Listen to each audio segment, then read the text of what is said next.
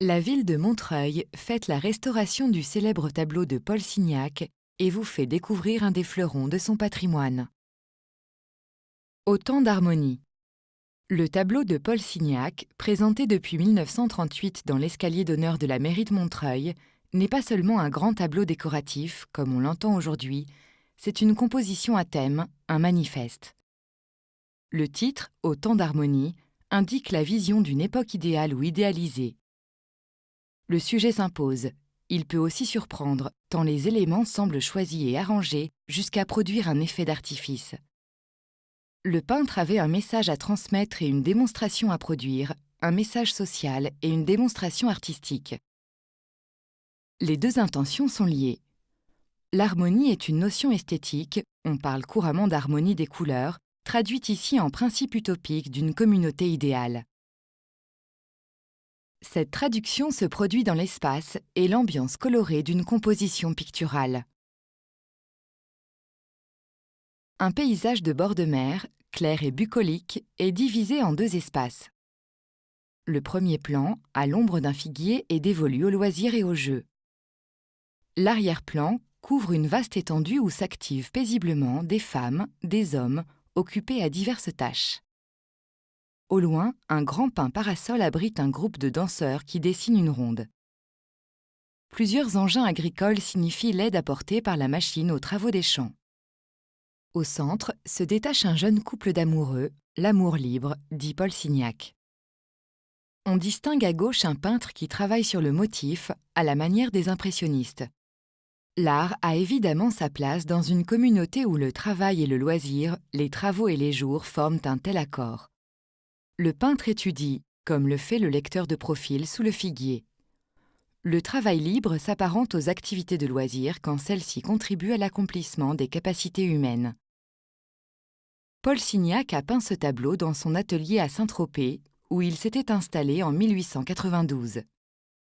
Le site représenté était tout proche, mais la composition l'interprète. Elle figure une harmonie idéale et non un paysage actuel, aussi séduisant soit-il, et Saint-Tropez en ces temps était un petit paradis sur terre. Mais l'énumération est incomplète. Il y a encore la frise du premier plan, l'appel, les iris, le coq et la poule. Au centre, les iris occupent la pointe avancée d'un grand V qui schématise l'ouverture du paysage.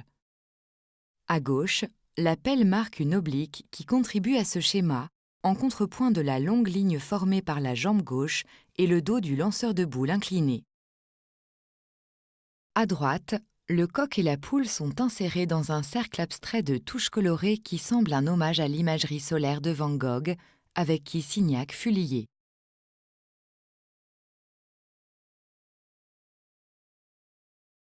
La technique appliquée ici, comme dans l'ensemble de la composition, est celle du divisionnisme, qui consiste en une division prismatique des couleurs pour exalter la lumière.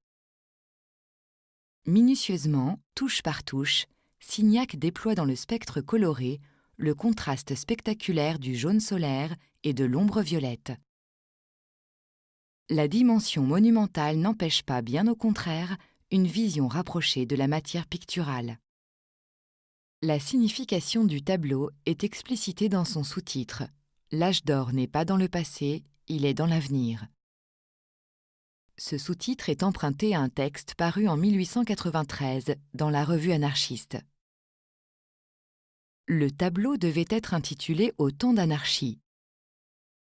Le titre actuel s'est imposé pour calmer les inquiétudes quand le tableau fut exposé au Salon des Indépendants en 1895.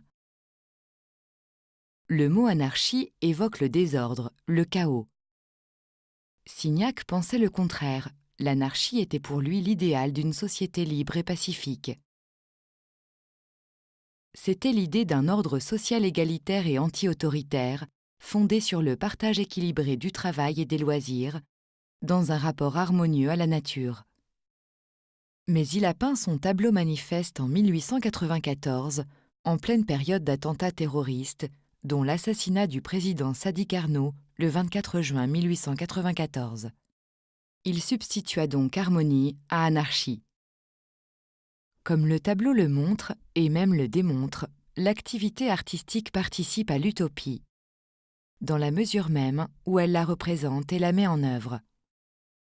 L'œuvre exposée dans l'escalier d'honneur de l'Hôtel de Ville de Montreuil est accessible au public lors de présentations spécifiques, annoncées dans les pages culture de Tous Montreuil et sur rendez-vous.